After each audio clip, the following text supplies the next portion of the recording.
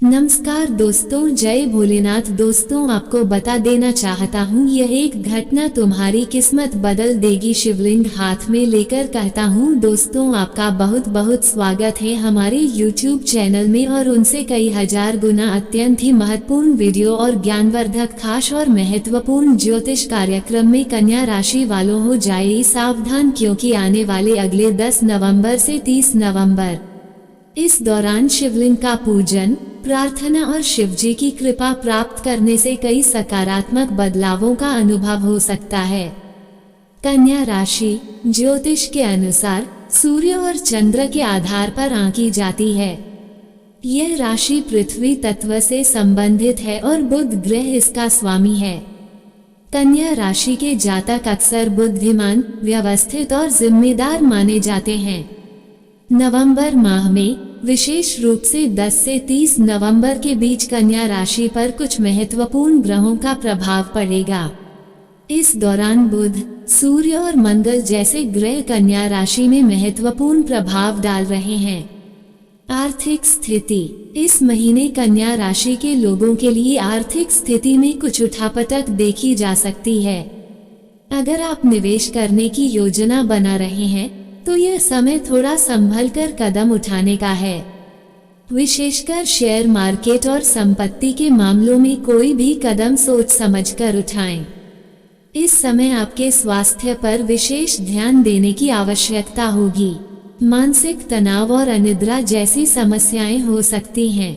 शिवलिंग का नियमित पूजन आपके मानसिक और शारीरिक स्वास्थ्य के लिए लाभकारी होगा। शिवजी का आशीर्वाद आपके तनाव को दूर करेगा। कन्या राशि के जातकों के लिए नवंबर माह में प्रेम और वैवाहिक जीवन में कुछ चुनौतियां आ सकती हैं। कोई अनबन या गलतफहमी होने की संभावना है। यह समय समझदारी से काम लेने का है। शिवलिंग का जलाभिषेक करने से रिश्तों में शांति और प्रेम बढ़ सकता है। इस माह पारिवारिक जीवन में भी कुछ तनावपूर्ण स्थिति उत्पन्न हो सकती है। किसी पुराने विवाद का उभरना या संपत्ति को लेकर कोई समस्या हो सकती है।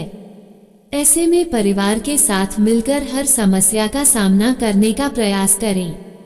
नवंबर के महीने में करियर और व्यवसाय में सफलता पाने के लिए अधिक मेहनत की आवश्यकता होगी।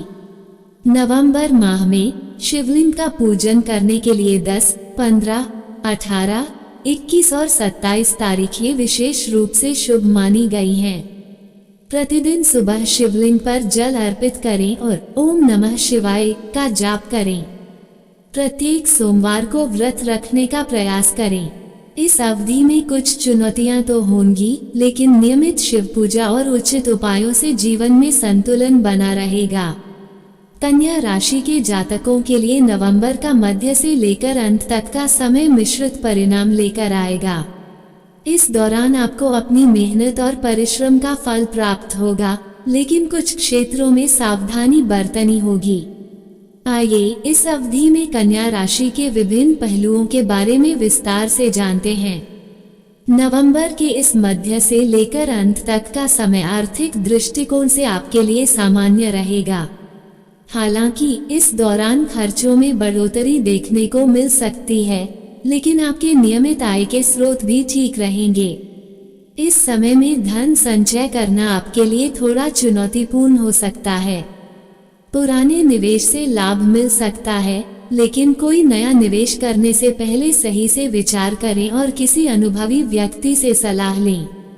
फिजूल खर्ची पर नियंत्रण रखने की कोशिश करें, अन्यथा आपको वित्तीय संकट का सामना करना पड़ सकता है। इस महीने के अंतिम दिनों में कार्य क्षेत्र में थोड़ी चुनौतियों का सामना करना पड़ सकता है। नौकरी पेशा लोगों के लिए यह समय थोड़ा कठिनाई भरा हो सकता है, इसलिए इस दौरान अपना ध्यान काम पर केंद्रित रखें और किसी भी विवाद से बचें। व्यवसाय वर्ग के लिए यह समय सामान्य रहेगा। व्यापार में नए अवसर मिल सकते हैं, लेकिन प्रतिस्पर्धा भी बढ़ेगी। धैर्य बनाए रखें और अपने निर्णय सोच समझ कर लें। सहकर्मियों के साथ सहयोग बनाए रखना इस समय में फायदेमंद रहेगा। जो विद्यार्थी उच्च शिक्षा या प्रतियोगी परीक्षाओं की तैयारी कर रहे हैं, उनके लिए यह समय थोड़ा मुश्किल भरा हो सकता है।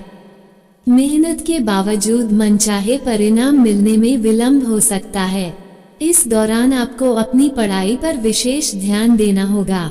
पढ़ाई में ध्यान भटक सकता है, इसलिए ध्यान केंद्रित रखने के लिए योग और मेडिटेशन का सहारा लें। अपने गुरुओं और अनुभवी लोगों की सलाह मानें। पारिवारिक जीवन में इस दौरान कुछ उतार चढ़ाव देखने को मिल सकते हैं। घर के सदस्यों के साथ तालमेल बनाए रखने की जरूरत होगी।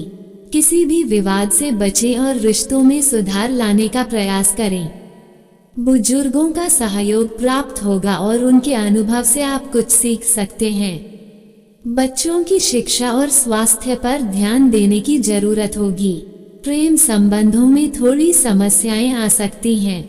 रिश्तों में गलतफहमियां पैदा हो सकती हैं, इसलिए किसी भी बात को लेकर जल्दबाजी न करें और धैर्य से काम लें।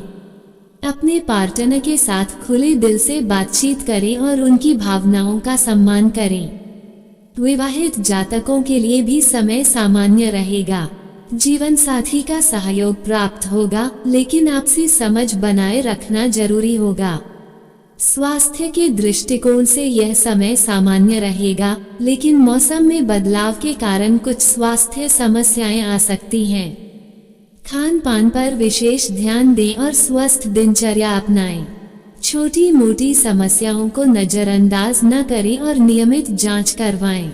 मानसिक तनाव से बचें और योग ध्यान का सहारा लें, ताकि मानसिक और शारीरिक रूप से स्वस्थ बने रहें।